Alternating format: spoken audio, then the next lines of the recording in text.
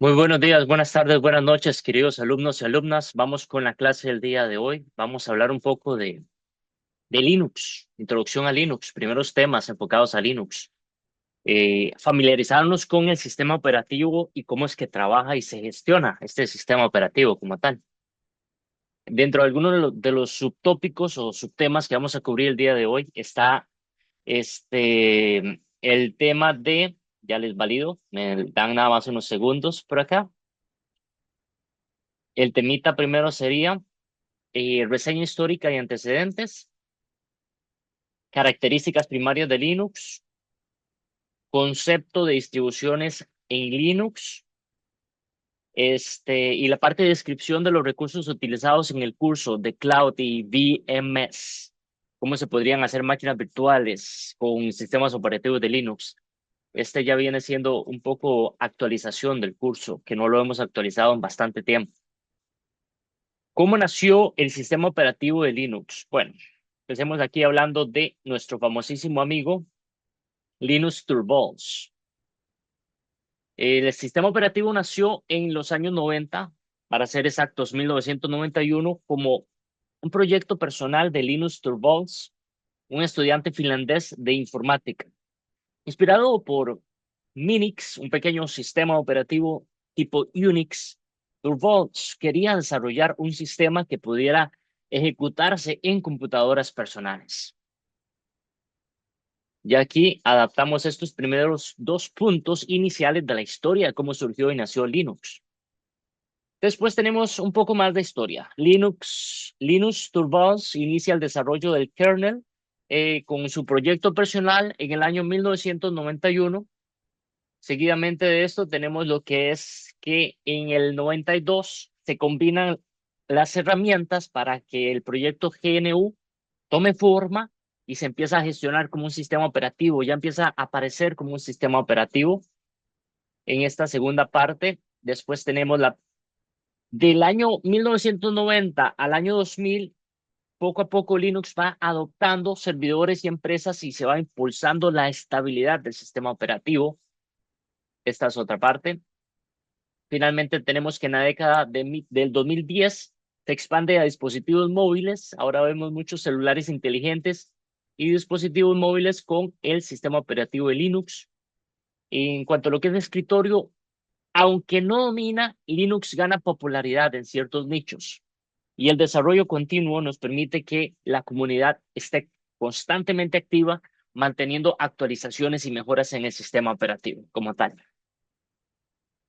Aquí vemos el famosísimo Tux. Tux es la mascota de Linux, y es como un símbolo de Linux, que es un pingüinito, un pingüino. Esa es el famoso Tux, la mascota. En cuanto a lo que es el desarrollo, el kernel poco a poco fue expandiéndose, mejorando y desarrollando. Este Linus Torvalds en ese momento era un estudiante de informática en la Universidad de Helsinki y poco a poco desarrolló su propio sistema operativo. Eso significa que al ser de código abierto, cualquier persona podía descargarlo, modificarlo y distribuirlo sin restricciones. ¿Qué es un sistema operativo? Cuando yo les pregunto a ustedes, ¿qué es un sistema operativo? Bueno, básicamente es lo que permite la integración entre el hardware y el software. Es en sí, una gestión que nos permite comunicar correctamente el hardware y el software. Eso es un sistema operativo. Nosotros en este momento yo estoy con un sistema operativo que es Windows 10, solo que en mi caso es un sistema operativo especial, dado que yo estoy utilizando uno que se llama Mini OS. Entonces, si nos vamos aquí a la parte del equipo, le damos clic en propiedades, van a ver el sistema operativo que tienen. En este caso, mi sistema es un Mini OS 10 Pro, versión 2024.02. Bastante interesante. Es un derivado de Windows 10 Pro. Ok. Características de sistema operativo como tal. Y aquí yo lo que voy a hacer es activar eh, había un programa para eliminar el sonido ambiental, se llama CRISP. Yo lo voy a activar para que no nos esté afectando el tema del sonido ambiental. Entonces voy a configurarlo y activarlo en este momento. Probablemente vaya a durar unos cuantos segundos configurándolo. Me dan nada más unos segundos para validar aquí en el temas de el audio.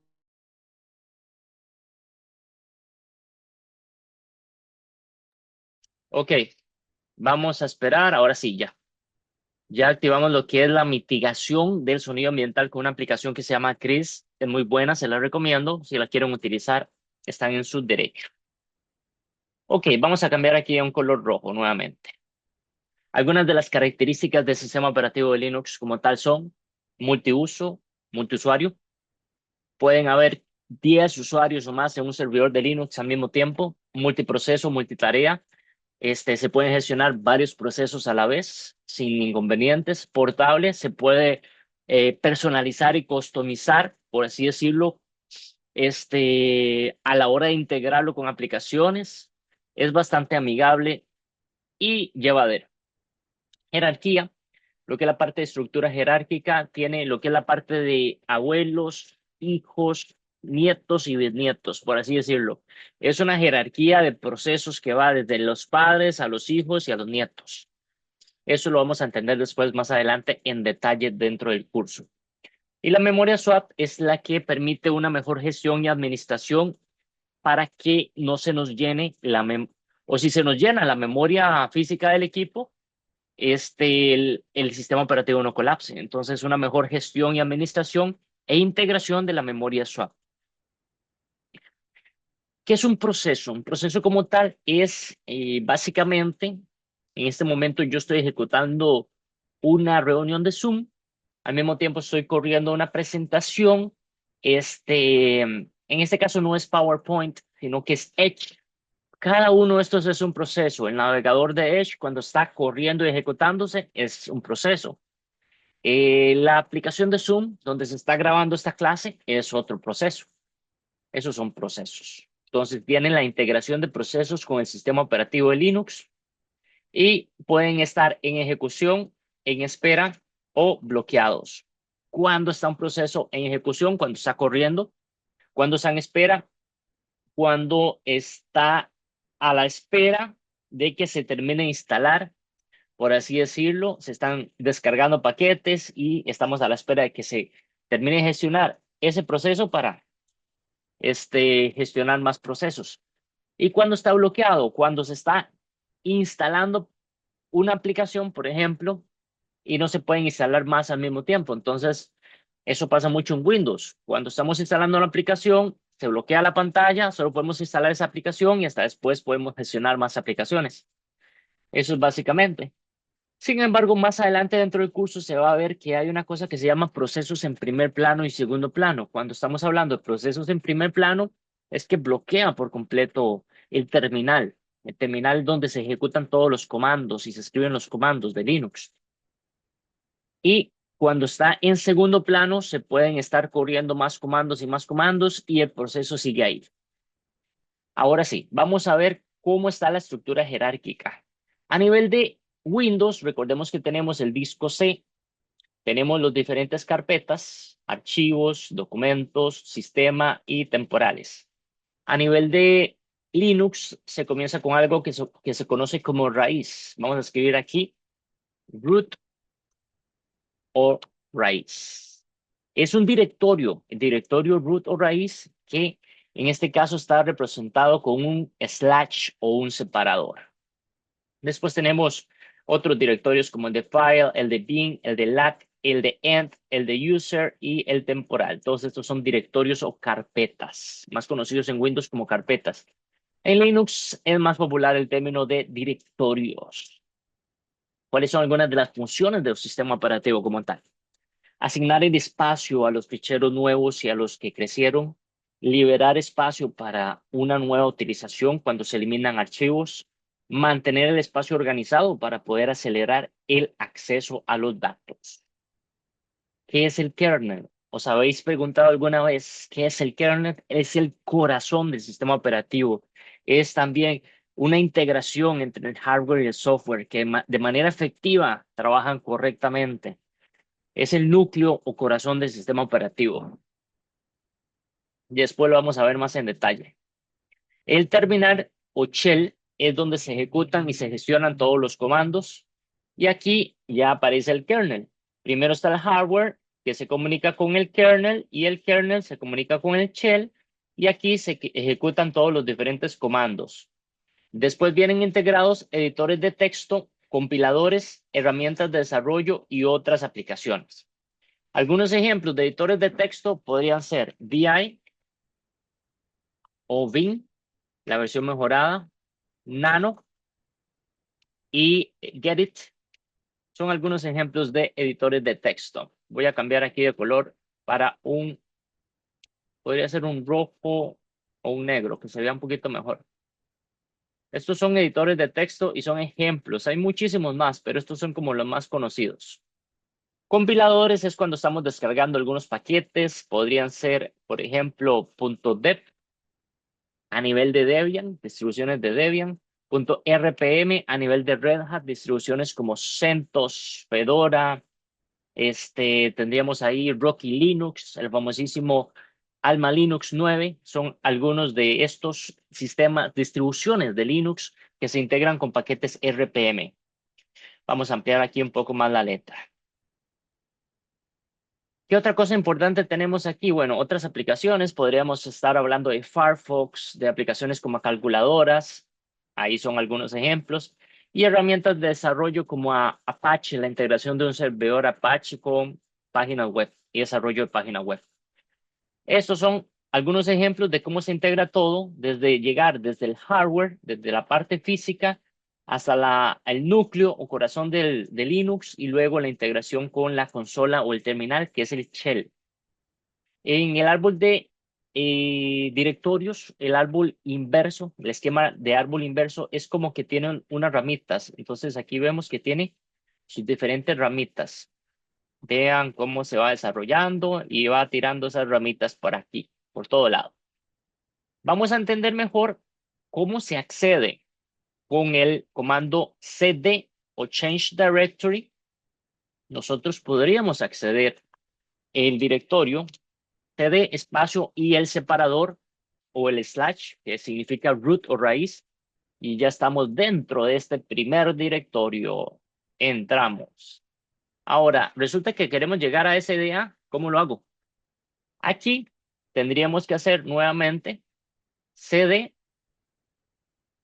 espacio y luego tendríamos dep y el separador y luego SDA y el separador. Y aquí ya por medio de esta ruta hemos llegado desde el directorio raíz hasta el directorio SDA. Ahora, ¿cómo creen que se hace para los otros? Es prácticamente igual. Estando dentro del directorio raíz o root, vamos a hacerlo para las otras rutas. Vamos a hacerlo para el de nuevo y el de media. Voy a dejar de compartir el video por un momento. Enfoquémonos entonces en cómo se haría para llegar a nuevo. CD, separador, root, luego separador y nuevo. Ahí ya estaríamos llegando a nuevo. Esto partiendo del hecho de que estamos en el directorio raíz ya y queremos llegar a estos otros, al nuevo. Aquí vamos a quitar el separador y vamos a dejarlo al final nada más. Al principio no lo vamos a poner. Y finalmente queremos gestionar el último que sería CD, separador home, separador media. Y luego el separador, vamos a quitar este y no es obligatorio. Y ya, de manera exitosa y efectiva, hemos llegado a cada uno de estos directorios. Llegamos al de SDA, llegamos al de nuevo y llegamos al de media. Esto se va a entender más adelante cuando veamos clases más avanzadas y podamos gestionar. Luego, este comando que nos permite cambiar entre directorios es el cd, que significa Change Directory o cambio de directorio. Change Directory. O en español sería cambio de directorio. Ahí lo tenemos, el Change Directory, para que les quede presente esto. Sigamos. Algunos directorios importantes del sistema como tal son, aquí estaríamos hablando de el directorio root o el directorio raíz, partiendo de que desde aquí inicia todo. El directorio bin, utilidades de ambiente y usuario. El directorio boot, aplicaciones y archivos de la configuración de arranque. Luego tenemos dep. Dep es el encargado de guardar datos e informaciones de los nodos, integrándose a los dispositivos de hardware. Luego el etc default, configuraciones por defecto de las aplicaciones. El USR, utilidades y aplicaciones de usuario. El var, logs y variables o ficheros compartidos. El MNT es el punto de montaje temporal. Después tenemos el famoso etc, que es el encargado de configuraciones y scripts de las aplicaciones. etc, separador rc.d, demonios de los procesos. Y finalmente home, donde se almacenan los usuarios. De hecho, la ruta para visualizar con el comando cat se logra ver el contenido dentro. Separador etc y luego separador passwd, y ya con eso podríamos ver los diferentes usuarios del sistema que se guardan, dentro del directorio home. Así los podríamos visualizar. Si corremos dentro del terminal de Linux, este comando cat, separador etc, separador espacio etc y luego passwd, aquí deberíamos de poderlo visualizar.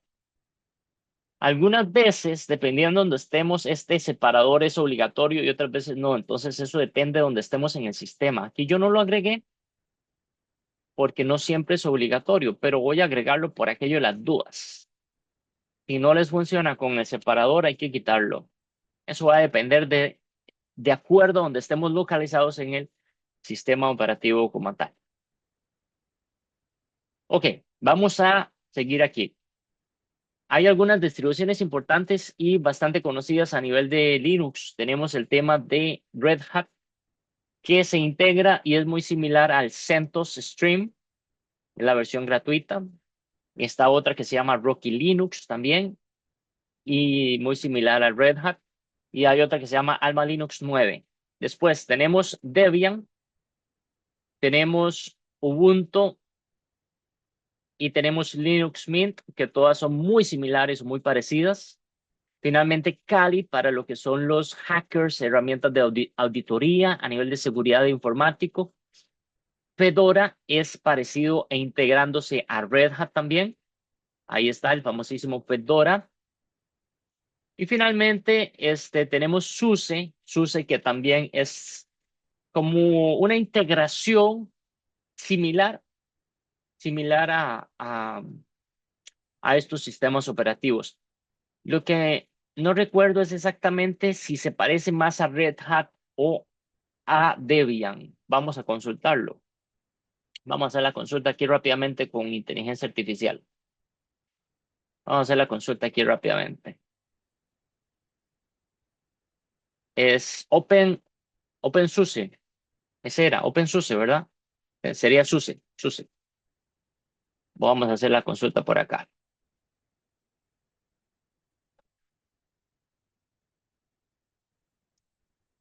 Esperemos aquí unos segundos a que nos cargue el Copilot y ahorita vamos a hacer la pregunta. ¿SUSE es más parecido a Red Hat o Debian?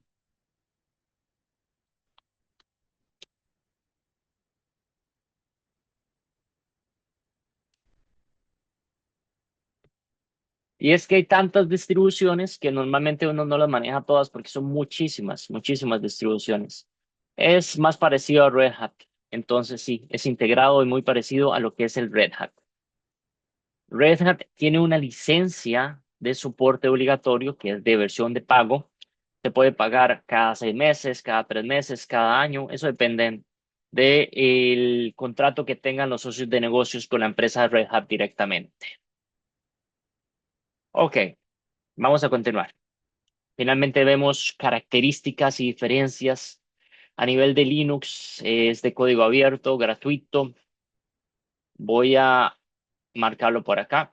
A nivel de Windows, propietario. A nivel de macOS también es propietario. A nivel de Linux, el costo gratuito. Estamos hablando primero del licenciamiento. Recordemos que a nivel de Linux hay un licenciamiento que sí se paga, que es el de Red Hat. Aquí es de pago y de pago a nivel del sistema operativo de Windows y macOS. Seguridad es alta, media y alta. Estamos como las diferencias entre Windows, macOS y Linux.